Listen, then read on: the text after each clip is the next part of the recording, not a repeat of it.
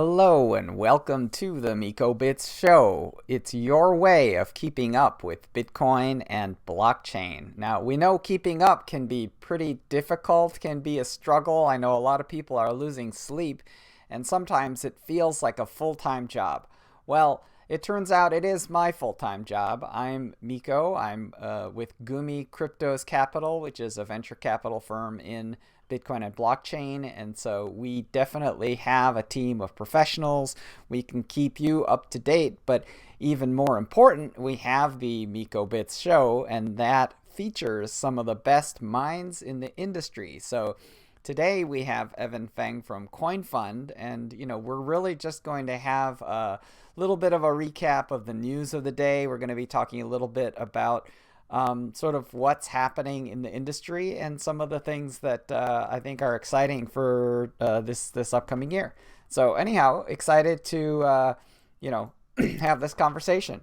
So just a quick disclaimer: this is a opinion, information, and entertainment show. It's not intended to be investment advice. So seek a licensed professional if you want entertainment advice. Otherwise, just enjoy the show. So Evan, great to have you.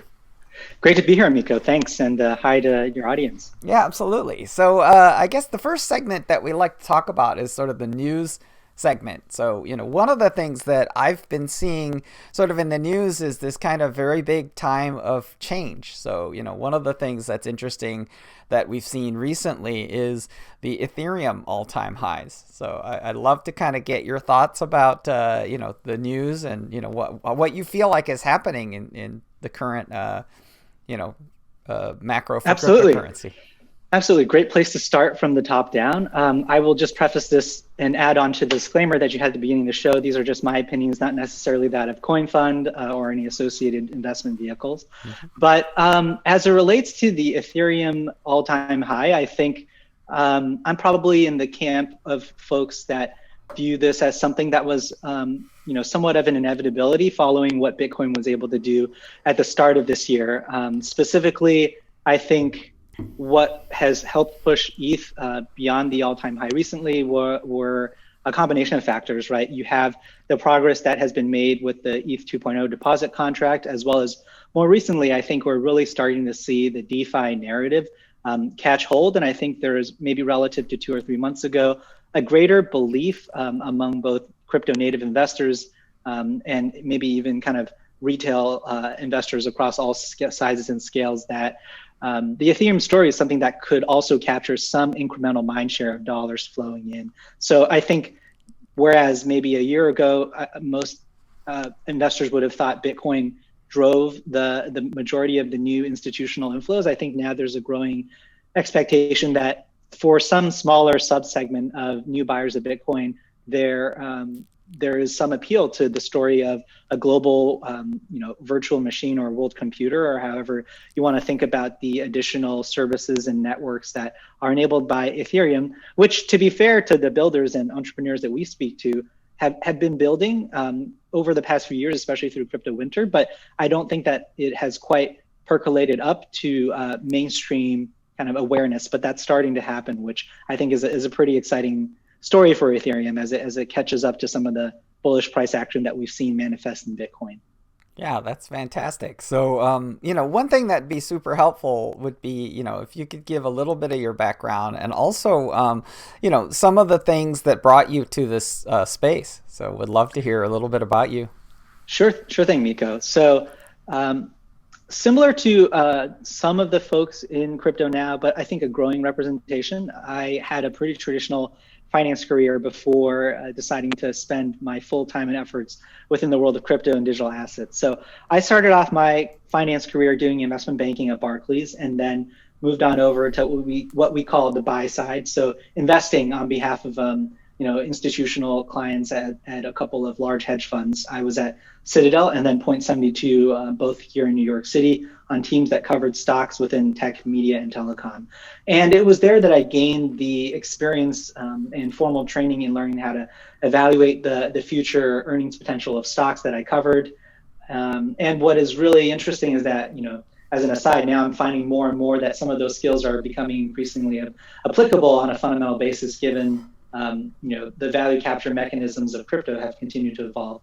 But I first started dipping my toes into crypto along with, I think, in a similar way as many people do, by reading the Bitcoin white paper, and then starting to invest personally, both my time and capital. And the more I learned, the more I realized, okay, this wasn't just a way to get rich quick or even get rich slowly, with the volatility in between, right? But rather, I think it really represented what I felt was a foundational technology that enabled so many different new business models, some of which will work, some of which are just experiments, but all of them kind of competing for attention and capital in a marketplace that hasn't really existed globally before. And I had an opportunity to join CoinFund in the last few months and have been helping out on both the venture as well as the liquid investing strategy. So really happy to bring that experience to bear, especially given what I think is the future of this space, and one that's becoming more real these days as we're starting to leave behind the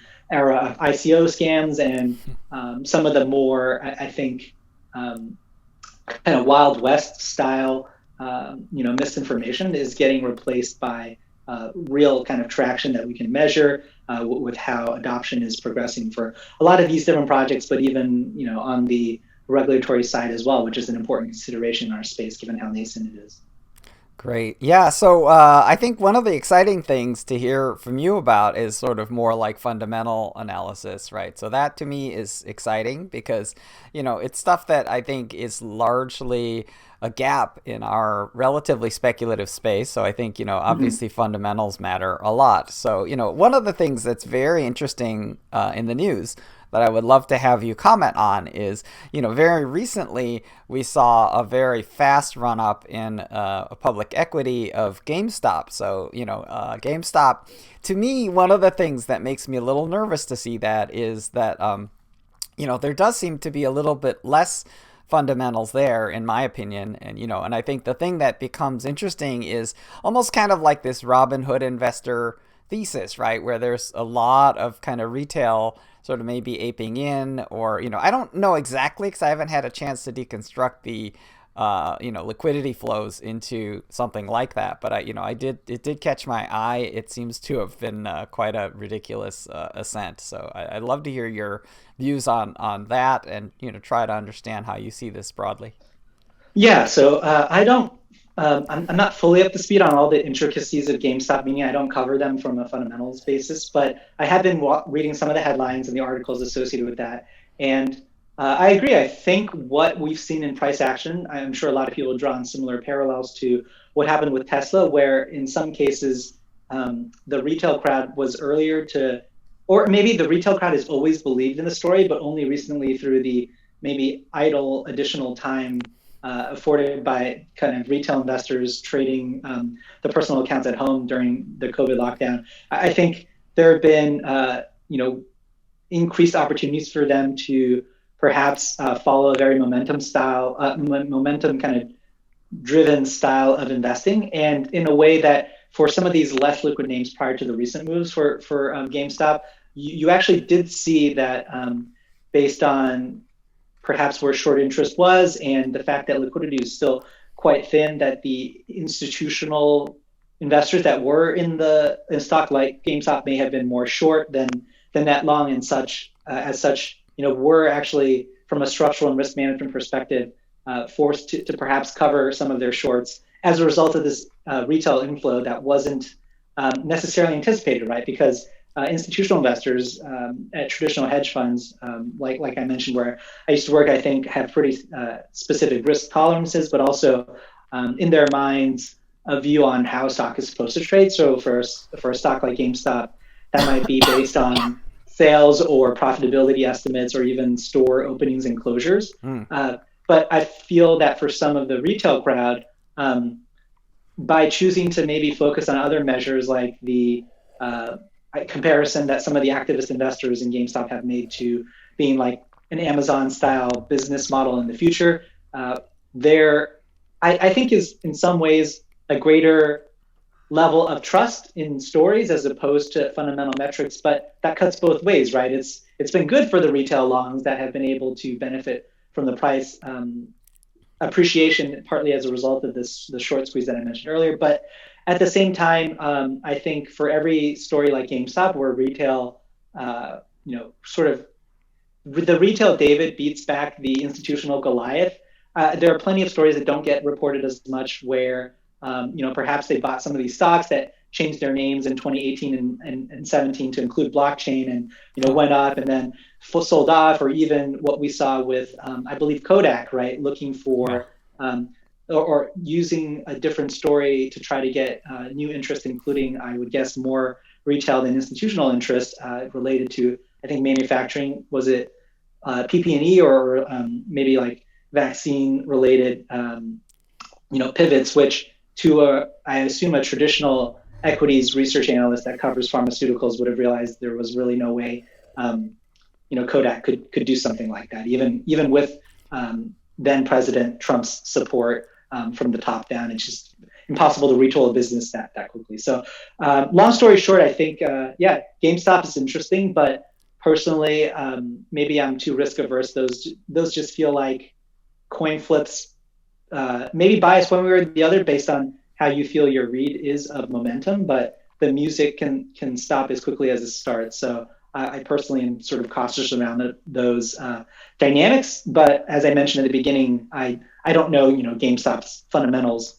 So perhaps there are some early signs that the activism that is happening around that stock is showing up. But I would guess, most institutional investors, even if they're bullish about that story, would be waiting at least 1 or 2 more quarters of results to really count that as traction achieved. Yeah, to me, like, I separate Tesla, and I just for the audience's sake, I do think that we want to have this conversation, which may not be a cryptocurrency conversation directly, but it's really a conversation about fundamentals. So, to me, I think that this is an important conversation. So I just want to highlight that. So, I don't think that Tesla is comparable to GameStop, because what we have seen is a track record of successive delivery, and obviously this kind of really strong rise in sort of those fundamental numbers, right? So to me, like, if I listened to several quarterly reports from GameStop, and they're talking about, oh well, we have the launch of new consoles, PS5, and we have these kind of like tailwinds. But to be honest, they're retail. And so, like, they're retail during COVID, right? I think people are pricing in the return, but I'm just looking at the fundamentals there, and I just don't think it's comparable. To me, I think Tesla is a generational story about the transition of the energy base, and I think that if you believe that hypothesis, then Tesla could be the next Apple, or it could be something very, very big. I don't see GameStop becoming the next Amazon. I mean, I realize there is a narrative like Right. that, but I think the They don't have narrative is, Elon, and I yeah, think Elon's a big part of that that's a story. huge part of it. That's absolutely, and they don't have Jeff Bezos either. So I honestly think in terms of the leadership, it's been a little complicated. So I don't love it. So swinging back to the Ethereum story, though, one of the things that we've been seeing of late is Ethereum, but also DeFi blue chips. So we've been seeing Aave, we've been seeing some Compound Finance, we've been seeing Uniswap, Sushi to some extent. So we've been Yep. seeing these kind of bellwethers of this segment, and that are kind of booming, which to me feels actually fairly healthy. Because Yes. it's not this kind of like, because to me, if you look at something like a GameStop, by comparison, GameStop is like an altcoin, right? Yep. It's not like a, I would say Tesla's a blue-ish chip, and then there's hmm bluer chips than that, obviously. But GameStop is like a, what they call in crypto a shitcoin. So I'd love to hear Right. your thoughts about like the Ethereum blue chips, and what Yeah. you see as happening in the market. Yeah, I agree, Mika. I think it's super interesting. As we're recording this at the end of January, the weekend that just passed did see a lot of those DeFi blue chips meaningfully outperform, while even ETH and Bitcoin relatively weren't quite as strong just in this weekend activity.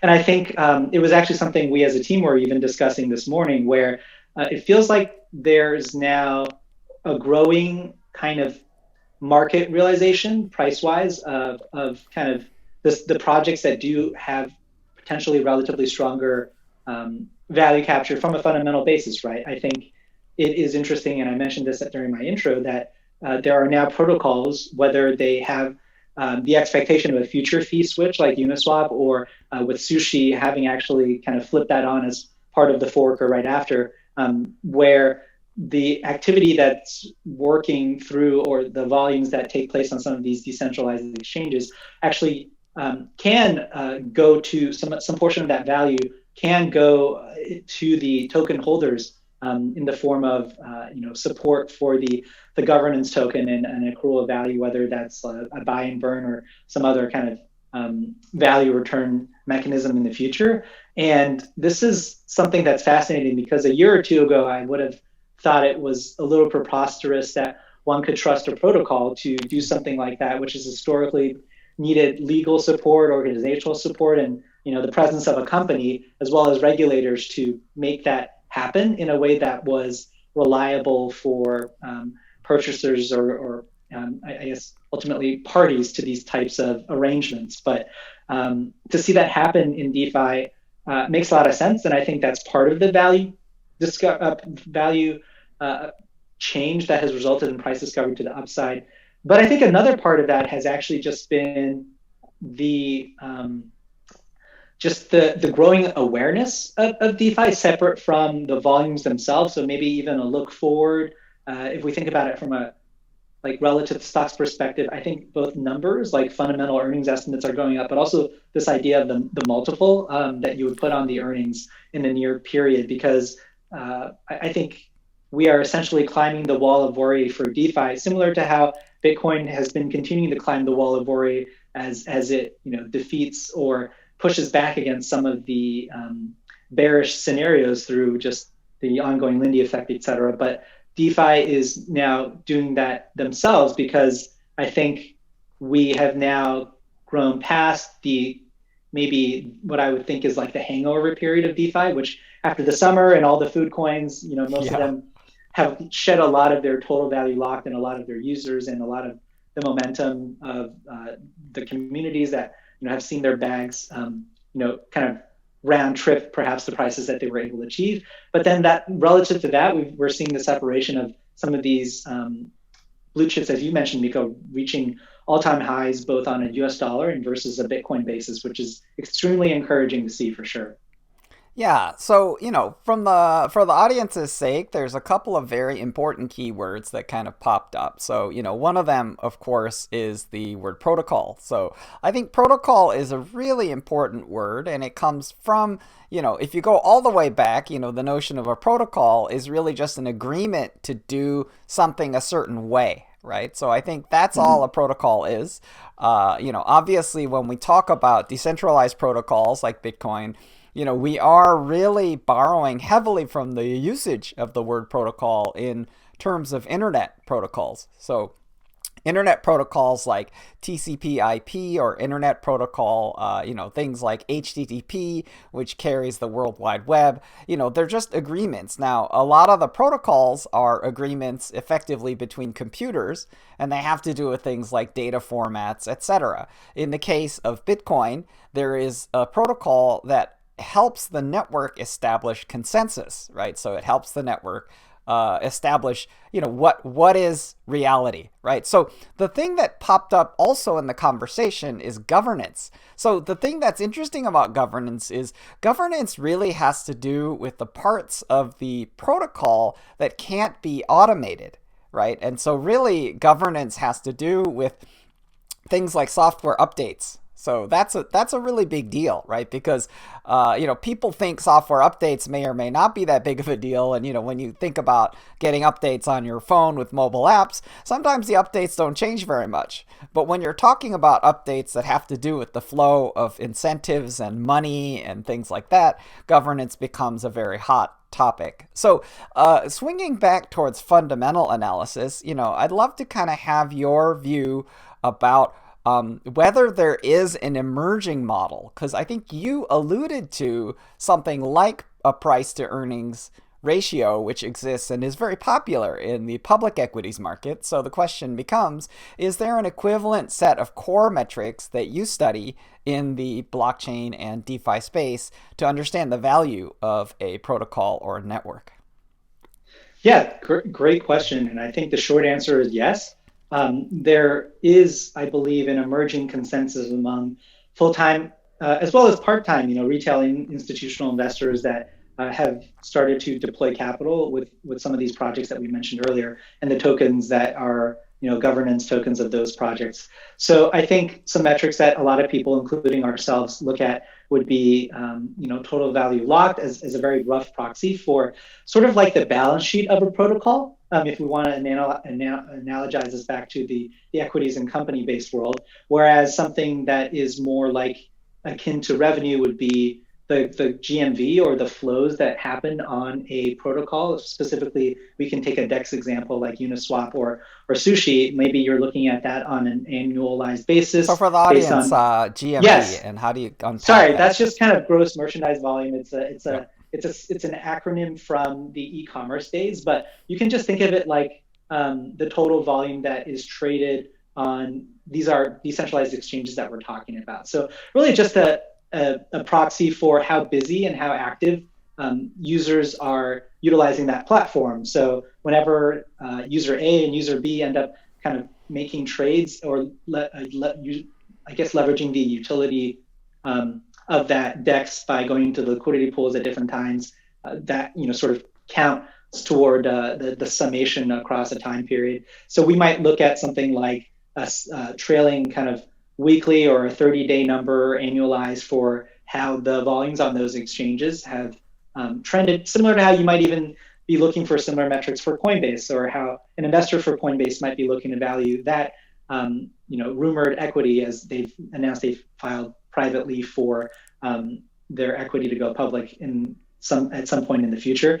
But you can actually apply some of those analyses to these decentralized exchanges as well. And then lastly, something that people tend to do would be to think about maybe the percentage of those flows that could be captured as value for the token. So for example, with Sushi, as you mentioned earlier, Miko, there's a 5 basis point fee that the protocol captures, and ultimately by holding the token, the mechanism gets a little more complicated with sort of how the value is returned, but conceptually the smart contracts, which are fully auditable by anybody, but also have been audited as well by professional kind of audit firms that are digitally native or crypto native, these protocols are able to relay that value back to holders. So in some rough way, you can think of that as a unit of earnings or revenue upon which you can apply multiples or relative to themselves in the past historically, or maybe versus some of the peers.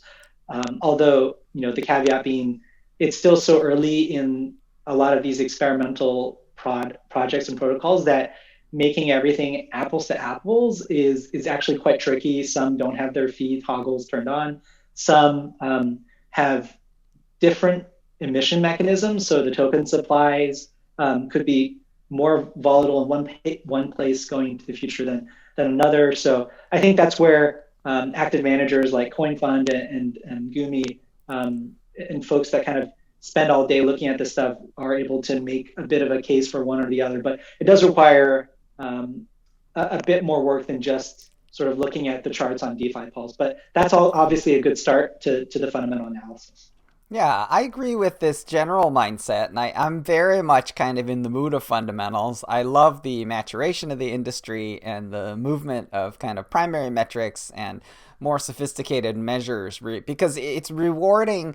Obviously, the capital markets in their ideal function kind of reward growth, and they reward kind of promising projects with lots of kind of usefulness, right? But the thing that I think is potentially an interesting one is, you mentioned TVL, which is total value locked. So, that's a measurement of the value of assets that are locked within smart contracts issued by the project. So the thing that I think is important to try to understand, though, is that I think the word locked may be a little bit of a misnomer, right? In the sense that those values are kind of free to flow, right? So the issue that is really interesting about analogizing balance sheet with something like TVL is that, a balance sheet is really under the control of the corporate entity of whom the balance sheet is recorded, right? So in a sense, like the balance sheet, those are assets that could potentially be sold off, or that are pretty hard assets under the control of the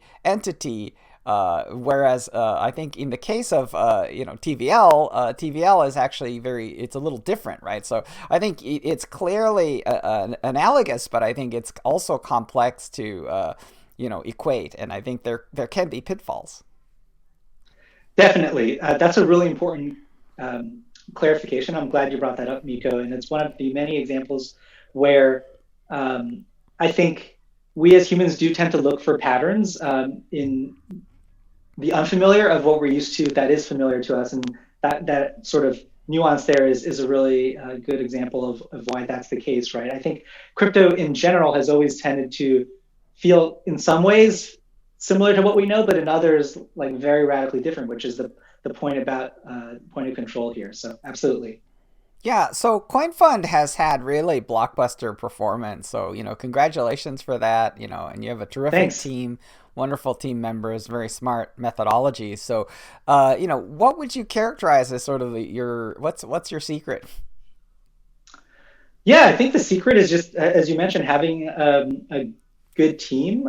We've actually grown with both my joining the firm as well as a few other hires over the last few months, and at the same time, we've kind of retained that core of excellence with our founder Jake and some of the more senior partners that have been around for a while, as well as the more recent joiners like myself. But I think through it all, what we have continued to strive for is to maintain a non-dogmatic approach to investing. You can see that through the fact that we have different strategies that encompass both the venture as well as the liquid investing arms of the firm. But then also, even as we approach investment committee decisions, it's still very much, an open debate, like all assumptions for what we would be underwriting for an investment, the data that it takes to get us comfortable, and even, the flat hierarchy that we have in terms of, I never feel uncomfortable disagreeing with any of the other partners if there are points that we want to hash out during the investment committee. So I think that all ultimately combines to be reflected in hopefully the kind of past returns being something we can sustain in both bull and bear market regimes, which is always an important point to make, right? I think everybody in the space will look pretty good if the bull trends continue, as we believe with respect to some of these idiosyncratic drivers of price discovery that are tailwinds. But at the same time, when that happens, deals do tend to get more competitive. There may be froth from certain sub verticals kind of creeping in, but just maintaining a level head and keeping your underwriting standards are probably ultimately the best ways that we are able to perform our fiduciary responsibility and deliver the best risk-adjusted returns for our LPs. Yeah, that's fantastic. So, maybe you could walk me through like a couple of historical things that you guys have, gotten behind that have been, successful, and what the thinking was behind it, and how it all happened. Sure.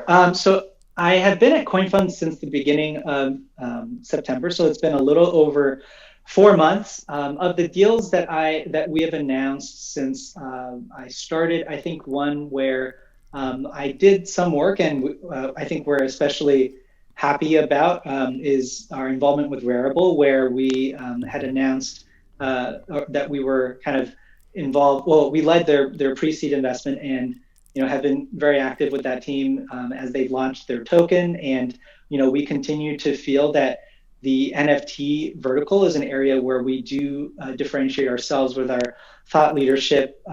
Jake's still working on some additional blog content along with some of the other, active network participation and just efforts we have to help grow that space. Our view on Rarible is probably representative of our view on NFTs, just given how much overlap there is. They play in that space, and the content we've put out both in support of Rarible as an investment, but also around NFTs, really speaks to our core belief that it could be one of those ideas that is ultimately as large, if not larger, than even DeFi, and similar kind of scale of impact relative to what it can contribute to the Ethereum ecosystem. So a lot of our work, both getting comfortable with that pre-seed investment and the idea that we probably remain active in trying to help our portfolio companies, including Rarible, would be the idea that humans, we love to collect things, whether it's art, whether it's collectibles, whether it's in-game digital assets. You can look at the really vibrant in-game economies of these large franchises like Activision Blizzard.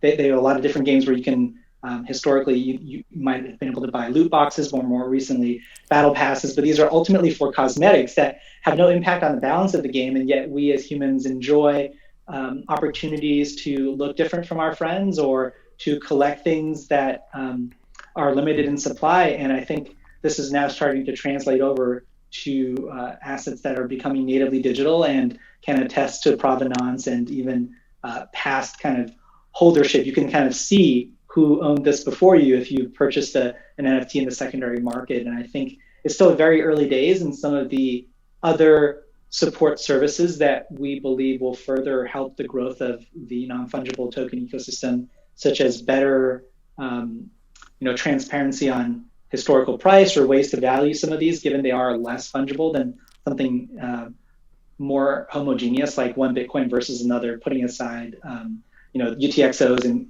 getting too in the weeds. But I think that's definitely a space we're really excited about. And then there are a few others that I've worked on, but we haven't announced yet, but happy to come back on the show maybe in the future when there's some more deals that we can talk about under our belt, and some of which I know your team and ours, Miko, we've kind of done diligence on and caught up about separately. So absolutely. It's been a very exciting 4 months that feels a lot longer, but that's always what crypto is like.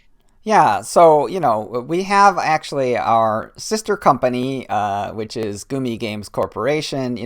Gumi Crypto's capital is actually a pure blockchain VC, so we don't actually have any particular affinity or games thesis. However, the Gumi Games Company is the publisher of My Crypto Heroes, and, we definitely have Gumi Crypto's capital. My fund has invested in OpenSea, and, we did look at Rarible, and we liked what we saw there. So there's definitely an excitement around this emerging space. I think from an audience perspective, if you want to get a much broader perspective specifically on NFTs or non-fungible tokens, highly recommend that you check out a show I recorded previously with Jake Bruckman from CoinFund on the fund thesis for NFT. Very detailed and very, I think, smart. I think you were talking about the total size. In my view, I think that the size of the addressable size of the NFT market is probably larger than the size of the existing internet, but I also believe that the size of the DeFi and financial services segment of cryptographic assets is possibly 10 times larger than that. So, to me, obviously, these are very much kind of back of the envelope numbers, and but to me, the thing that I think Jake pointed out is that really all an NFT is sort of a uniquely distributed token. So Bitcoin has up to 21 million supply, and of course an NFT being non-fungible ideally has a supply of one. Right now, obviously there's variations. Sometimes people issue 10 copies of something. But the principle becomes these unique digital assets, right? And the thing that I think is fascinating about them becomes, that they become tokenized representations of intellectual property rights online, and when we talk about intellectual property rights online, it extends, of course, to the real world. I mean, it was recently that Elon Musk apologized for being very slow in introducing two-factor authentication into digitally unlocking your Tesla using a mobile app, right? So he's like, oh, well, we have the bare minimum of cryptographic security for controlling your car from a mobile phone, which is two-factor authentication, right? There's no reason why a cryptographic token shouldn't be involved in essentially asset custody for cars, for houses, for anything under the sun, and so it becomes on and offline digital property and digital property rights, including things like home, deeds and titles. So I do believe Yep. that, there is a way in which this phenomenon of digitally provable ownership becomes sort of superimposed over not just all digital assets but all real assets. So I think that Definitely. because it's like, how do you prove that you own something? Well, at the moment you're appealing to government and third parties that are trusted intermediaries saying, oh, you do own that house, here's the government record. But I think in the long run, governments will even benefit from the low cost of these kinds of like provable decentralized digital proof. So I think NFT is a For very sure. exciting topic. One of the things that I think is interesting about the NFT topic is that it represents a primary net new value creation coming from the digital properties of blockchain, as opposed to something that is much more kind of just pure speculation, right? Because speculation is Right. zero sum, right? So if you make money Yep. from speculation, somebody else is losing money from speculation, right? Whereas in the case of something like digital art, gaming collectibles, these types of things, there can be a non-zero sum quality because people are creating enjoyment, they're creating entertainment, they're Yep. creating engagement, they're creating net new, assets in the economy that people are choosing to value. And I think if the non-blockchain digital gaming space and the growth of it during COVID is any Hmm. indication, digital revenue is a big issue and here to stay. So coming back Absolutely. to sort of this core blockchain stuff, would love to kind of have your views about sort of pocket picks, right? So do you feel like there are unsung hero tokens out there, things that are underplayed, undervalued, and if so, why? And this is not investment advice. This segment is really just, let's talk about what shiny objects you see and why you Yep. like those.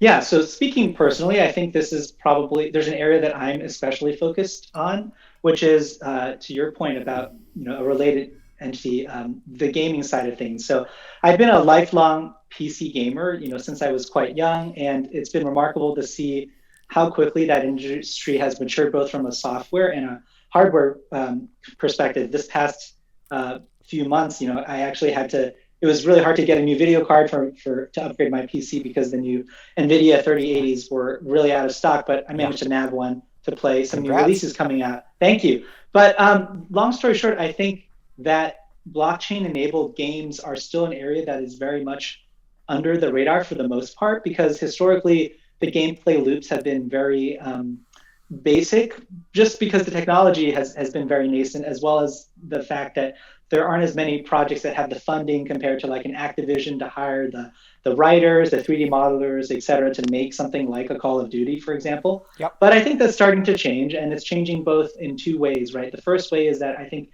digitally native games are becoming more compelling and interesting. One project that has taken a lot of the spotlight is Axie Infinity, Yep. which is one where it's sort of, if you're familiar with Pokemon, the idea is similar, but different in other ways that are enabled by blockchain technology. So you can collect, you can battle them, and they also have a community or a governance token that hooks in with some of the additional incentive models that we talked about earlier on this conversation. But coming from the other side, I think what is to me actually potentially more interesting are the ways where legacy owners of gaming intellectual property, whom I assume are all watching the blockchain technology space with a lot of interest, might ultimately start dipping their toes in. Perhaps it's with a lower kind of tier two or tier three property that they have. But I think if some of the learnings that we are gleaning from Axie's success, meaning like user engagement is a lot higher, the kind of per transaction basket sizes are higher, and users of crypto gaming tend to over index relative to like mobile games and their spends. I think that is something extremely interesting that publishers are probably watching closely. Now, I don't know that that means like Diablo 4 is going to have an NFT like tie-in. I don't think we're there yet. So the big pinch of salt here is it could still take longer to play out. But I do feel that what has been missing from a lot of crypto gaming experiences are really those extremely compelling stories written by talented writers that really draw us in and get us to want to spend more time with these fictional characters or in their fictional worlds, right? I think some of I read a lot. I'm sure we all do. We like to stay updated on the news, but some of the best pieces of fiction that I've experienced in the last few years have actually been through video games and not novels or audiobooks, right? Like The Last of Us 2, which is a PlayStation exclusive property, has won a lot of really big awards. And one of my favorite games of all time is The Witcher 3, which I think is the only game that's won more Game of the Years than The Last of Us Part 2. But those are, those successes I think really speak to the continued acceleration of demand for people of our generations and younger to really connect with other characters and people, and it can be in a virtual setting, and that's just going to be norm going forward, much to our parents' chagrin, right? People may not want to go outside, not because they're lazy, which was what happened with me when I was growing up, but because it's arguably a bit more dangerous now, and some of that fear will probably persist for a while. But that, to your point, helps the digital gaming story, I think. Yeah, I like your comment about chagrin. I actually have this kind of like funny apocryphal story about a small family office. There's a senior partner and a junior partner. The junior partner actually they have the same last name, and it's no surprise because the junior partner is the son of the senior partner. So the junior partner's portfolio consists of blockchain, cannabis, and esports. Right. Yep. And the thing that's so interesting is the senior partner thinks the junior partner is an idiot because he basically thinks that the portfolio indicates that his son wants to stay at home, smoke pot, and earn bitcoins by playing video games. Right. Yep. And the thing that's really kind of a little frightening is that the senior partner might not be completely wrong. And the junior partner also might not be completely wrong. So so that's the scary part. The truth is often in the middle. Yeah. But right? the idea of there being a middle in that scenario is actually unnerving, right? It speaks to things like Ready Player One. So it speaks to the emergence of a metaverse economy, and it speaks to elements of that could be potentially dystopic. So I'm a For lifelong PC game player, and so I definitely, and we've had Axie Infinity on the show. We've had a number of titles.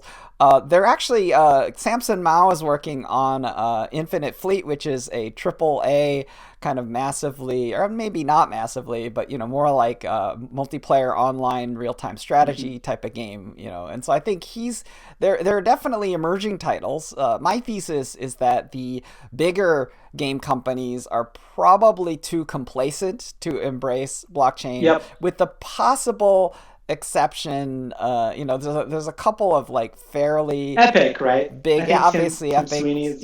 So there's a couple of like exceptions of Ubisoft is kind of playing with this stuff a little bit, so we're seeing some of that. But I would say that the megas like obviously EA, the super mega classic game companies don't really have strong incentives. Activision Blizzard, strong disincentives. Correct. The system is correct. The system is working beautifully for them.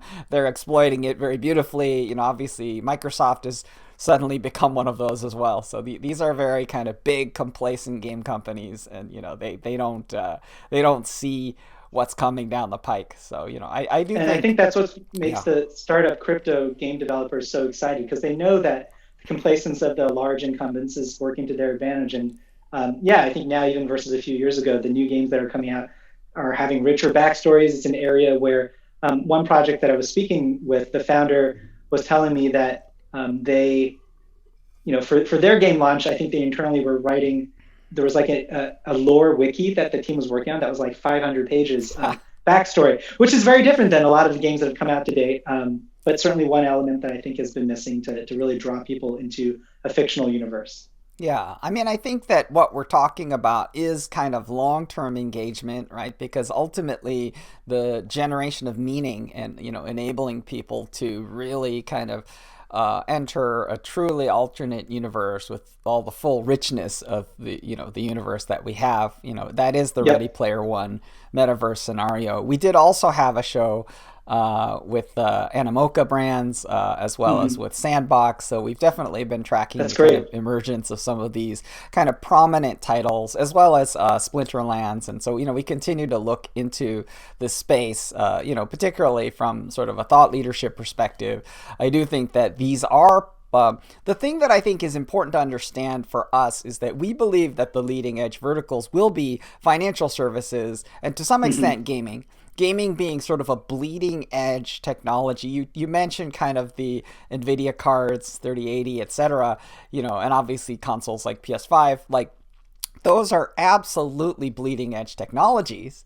Mm-hmm. And of course the people that have them are gamers, right? So so to me, digital entertainment and gaming is a leading early adopter vertical segment within the broader kind of world of these Yep. kinds of like if you look at that technology adoption curve, you're definitely going to see gamers with like heavy investments. And when you think about those graphics cards and consoles, they're not cheap. So like those are Yep. serious commitments to enter this Definitely. world and to participate.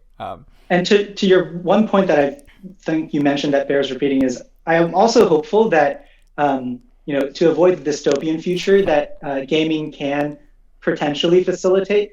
It's really important to just keep in mind that I feel like so long as the goal of these games and the emerging metaverse is for more engagement as opposed to escaping from the realities of like being a human or to distance yourself, I think we'll be all right. But it's important to keep that in mind. If we use games as connections to people, to meet new people, and to understand different points of view, I think that's ultimately what everyone is probably hoping for, right? Builders of these communities, as opposed to ways to kind of avoid you know avoid people or to avoid like going outside because you Yeah, can't really avoid that part of yourself. actually, I had a recent interview with Brian Kerr, from Kava, and he Hmm. actually made that point. It turns out that he's actually the one of the founders of an esports team called Fnatic in Europe, and so Hmm. he's actually been very deeply That's involved in awesome. the gaming scene. And his point exactly was your point, right? Which is that these are pro-social environments, and when you look at things like Fortnite dance moves so he's talking about how you can have potentially even more deeply meaningful social interactions, with your friends, and that you can really create a narrative landscape that you can control in a way that enables you to have almost like deeper conversations with your friends in this kind of potentially more relaxing environment, and one that kind of stimulates really interesting, potentially creative thoughts depending on the kind of environment. Definitely, 100% agree with that. Good.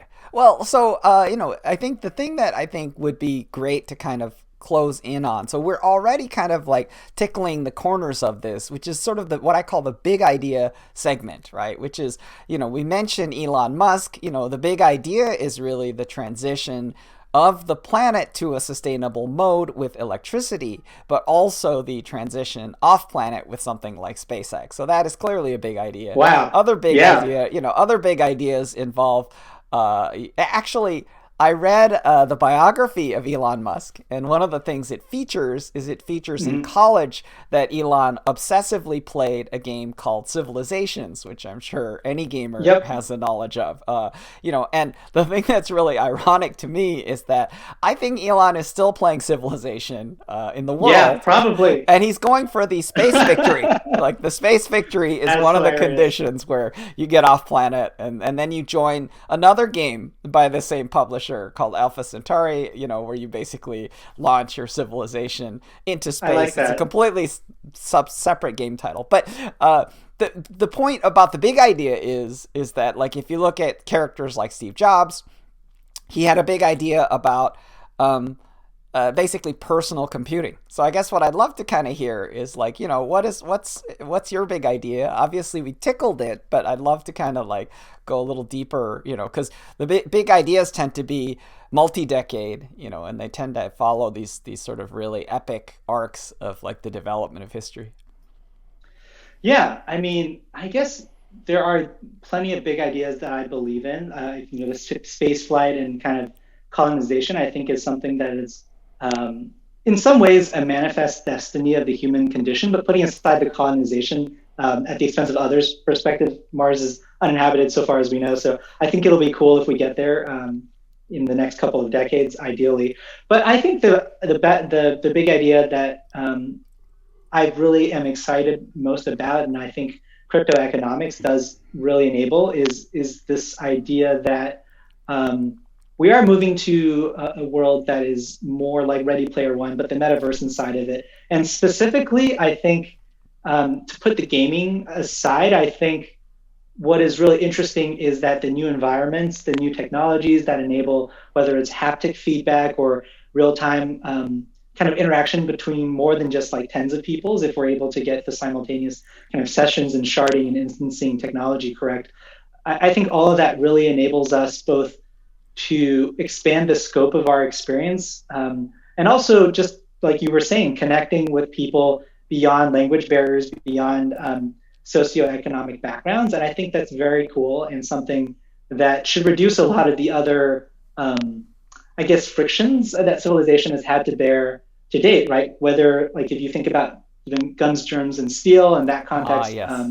Great book. You know, that like the kind of, or Sapiens, right? Where there's diseases, there were like injustices, and all of those kind of ills that have been so far outweighed by, you know, the innovation, the slowly kind of improving living conditions. I think we can supercharge that, right? With creating, whether you call it a metaverse or something else, it might be even more beyond like interconnectedness that is beyond just like a digital construct. But I think what that ultimately opens the door to is probably collaboration that, you know, helps make it easier or faster or safer for some type of like advanced general intelligence to come about in a way that is like ethically aligned with what I think humanity wants to do, while avoiding the catastrophic result of a great filter event, which might be why we haven't heard back from aliens yet. So that's something that is scary, but also exciting. But it is a big idea. I think I've always believed in,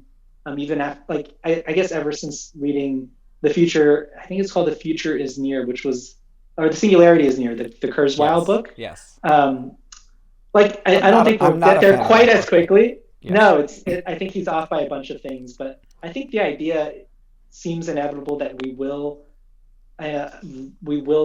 be making progress towards AGI, but it's important to get it the alignment problem correct, and a big part of that is transparency, and you know, blockchain is also responsible for that, but also like value alignment, right? So I think these are all interconnected, which makes sense because a lot of tech trends ultimately converge into products and services that people want. So I think you can't really be passionate about one big idea without realizing that a lot of these big ideas kind of play with each other, right? And space colonization and resources from like orbiting asteroids will enable new cost-effective ways to manufacture like integrated circuits or storage or whatever. So I think they're all well, and I think if we do get into asteroid mining, then unfortunately, the thesis around physical gold actually is not so good anymore, right? Because there are trillions. Poor Peter Schiff. There are absolutely mega trillions of dollars worth of gold sitting in the asteroid belt, and as soon as we get access to it, you know, the scarcity of gold is just going to, you know, your people will be building. You know, they won't be just building toilets, they'll be building entire cities out of gold, you know, just for the heck of it. So, you know, I think, but I think going kind of back to what your core point was, you know, for me, one of the reasons, so I do have an AI background. I developed computational neural networks and novel algorithms in graduate school in a neuroscience program. And, you know, the reason why I'm working on blockchain and not AI actually is that in the short run, AI and AGI are actually in service of the existing more extractive and coercive economic forces, whereas I feel like blockchain is an interesting characteristic, which I'm hopeful will provide more transparency, as you mentioned, but also more, consent. So with open source software, it becomes more consensual.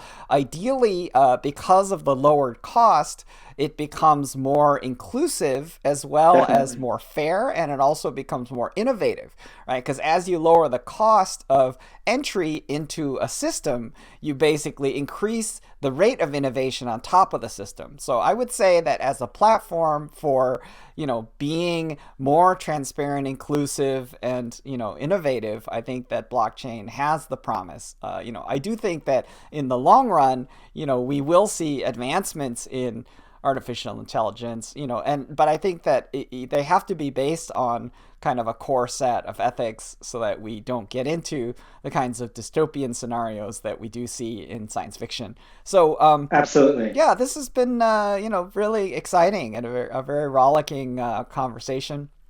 I Um, like that. It's been wide ranging, covered. I think everything that somebody that's in your audience might be interested in at some point. So very great coverage there. No, Yeah. I appreciate it. And I think the goal here with the show is to absolutely help people to keep up with this latest in Bitcoin and blockchain. So obviously, I think the frontiers of NFT, I think, are important. Obviously, we've talked quite extensively about the emergence of a mature market and fundamentals and fundamental analysis, which I think is quite important as well. So, I think we are kind of part of this broader story arc of this maturation of this asset class, and of course, the impact of this to digital entertainment, which of course is larger than any previous entertainment system. The gaming world is bigger than Hollywood, and we're definitely going to Yeah. see